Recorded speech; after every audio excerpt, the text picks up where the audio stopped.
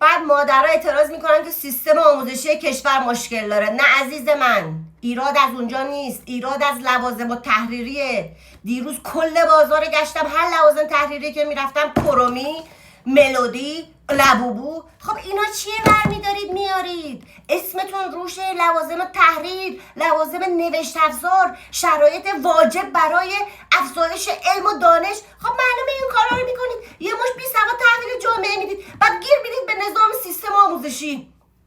عزیز من، به جای اینها لوازم ضروری آموزش مدرسه رو بیارید. دیروز کل بازار گشتم، خسته شدم من که لوازم اصلی آموزش رو پیدا بکنم در خانه.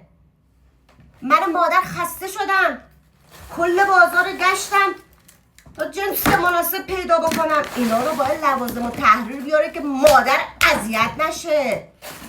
حالا من نمیدونم، فکر کنم به نظرم کمه، باید برم خرید بیشتر. خوبه؟ صدا خوبه؟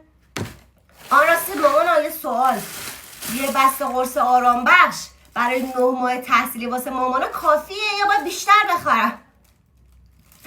باز شروع شد.